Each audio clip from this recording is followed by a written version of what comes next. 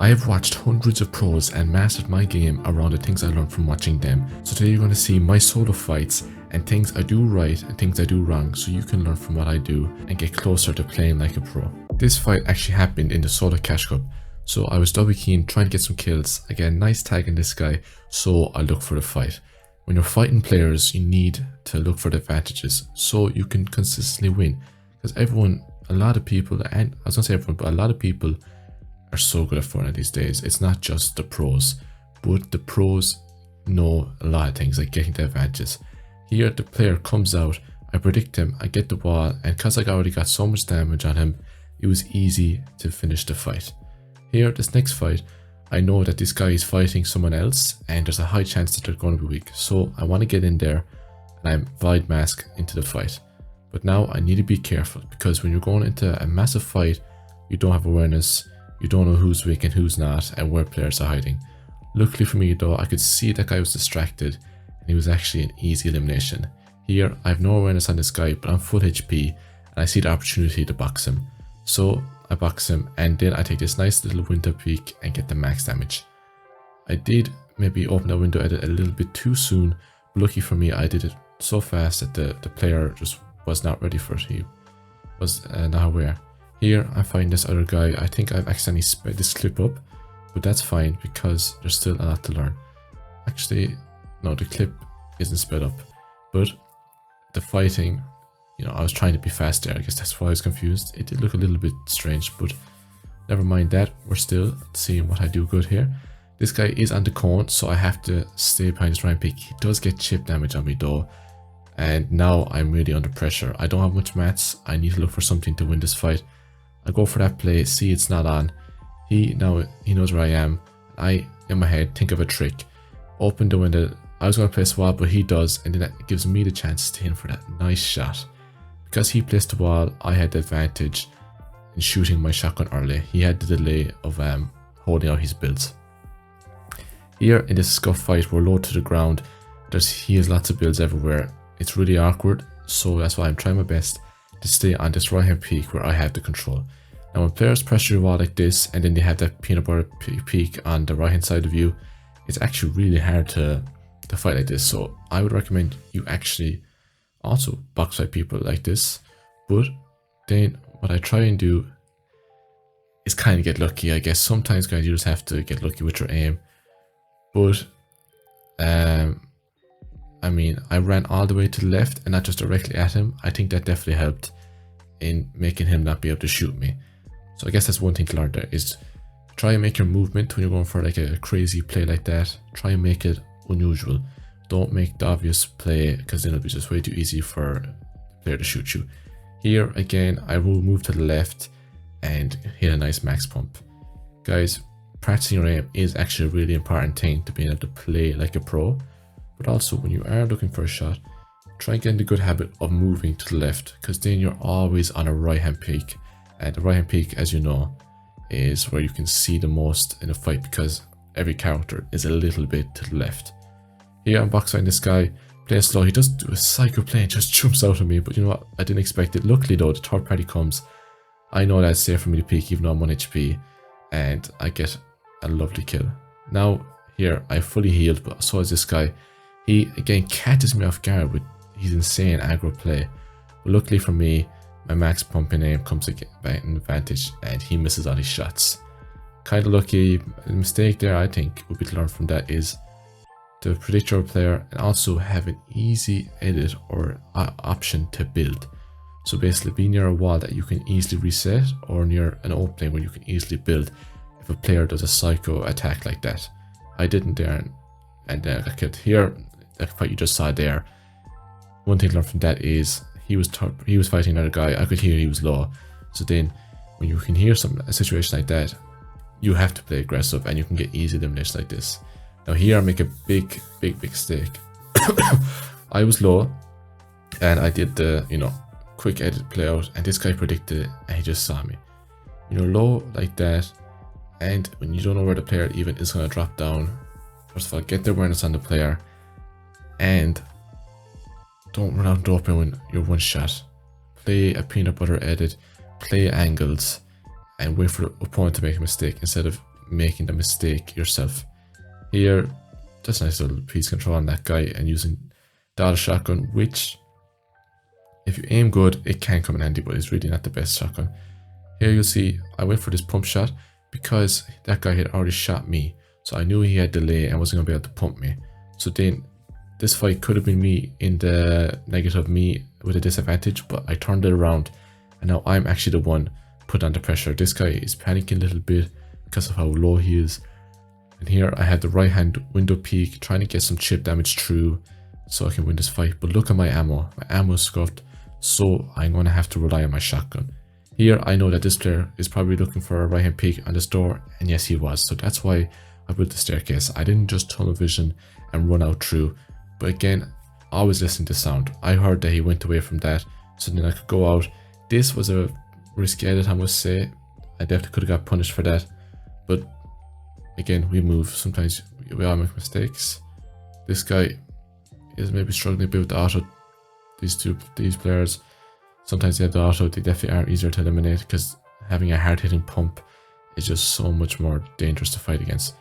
Here I see I can go for the right hand window peek, wait for him to jump, or no, never mind, wait for him to come up, then I jump.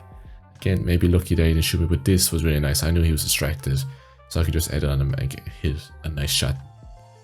Now, again, rocking up onto the third party, guys, having the advantage, having the surprise, having the damage, having the HP, these are all advantages and all things that you should be trying to do and have so you can win your fights. Here, I have nice awareness to try and get that shot from that guy. Fortunately, he builds, but then I got the wall. As he built, I could take it straight away and get that easy elimination. Here again, it feels like the clip is sped up, but I guess it's just in normal speed. This guy had a sword. Guys, swords are actually really hard to fight against when someone has full HP and they just jump on you with it. So please be careful when you're fighting against a sword player. But let's focus on this fight right now and we'll get back to that. Here I get hit for a lot of damage. And what you want to do when you get hit for a lot of damage is make a lot of space, and especially in hard materials. But also, you can't be afraid. If the player's full HP and they're good, they're going to keep on pressuring you and they're eventually going to kill you because it's unlikely they'll give you a chance to pop your heals.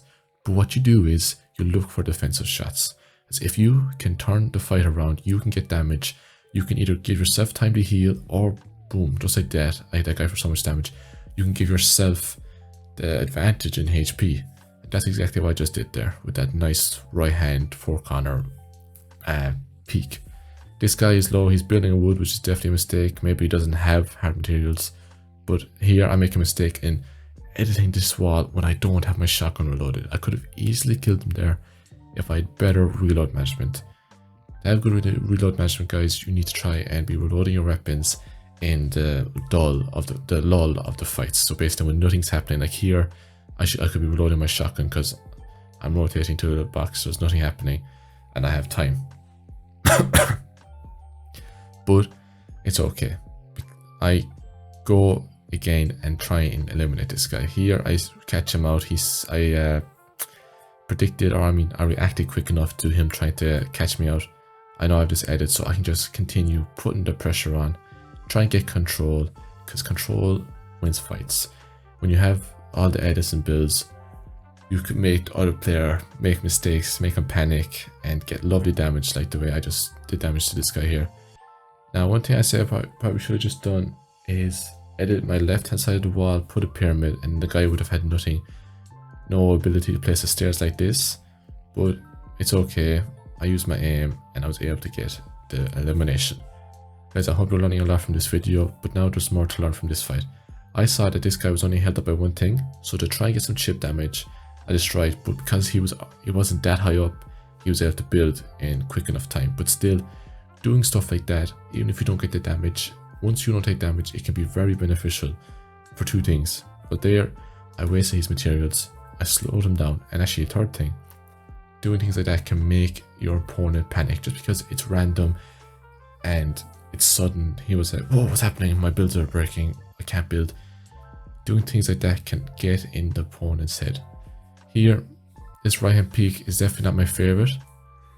I get lucky, get a bit of damage off there, but Now he's coming into my edits, my control. This is definitely a mistake by him.